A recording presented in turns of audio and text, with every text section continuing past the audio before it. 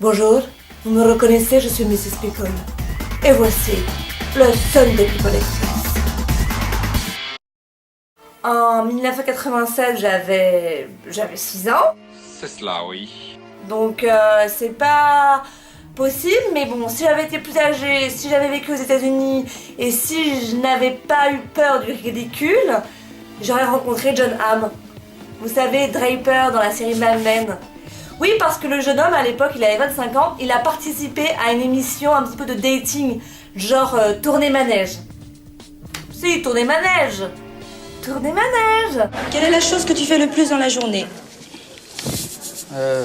Pipi.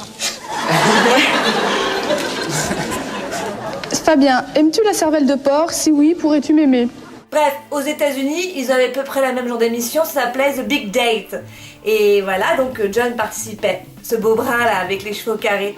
Enfin, moi c'est ma cam, hein, mais la candidate, elle ne l'a pas choisi, elle lui a préféré le petit blondinet là. Oh, n'importe quoi. Enfin, tant pis pour elle. 2 ans plus tard, John trouvait l'amour, puisqu'il rencontrait à cette époque Jennifer, la femme avec laquelle il est encore aujourd'hui.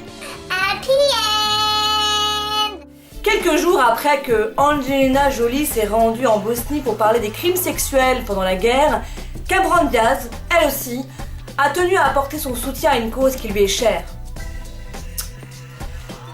La préservation des poils.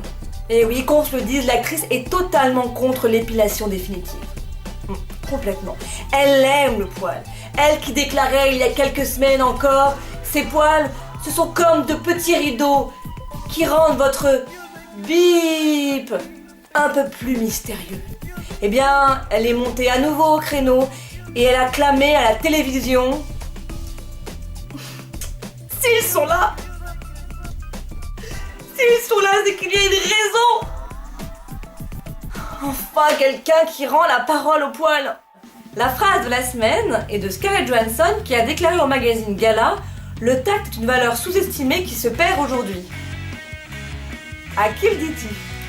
You know, I mean, of course, when I first got there, I thought that people were not, that the whole kind of rude Parisian thing was just like, people aren't rude, they're wonderful. Yes. Oh, that was before I was a mainstay there, and then people decided that once I wasn't going away, they could just be really terribly rude to me. They could rap. La photo Instagram de la semaine a été postée par Katy Perry. Il s'agit de la couverture de son prochain album, sans floutage, cela donne ça.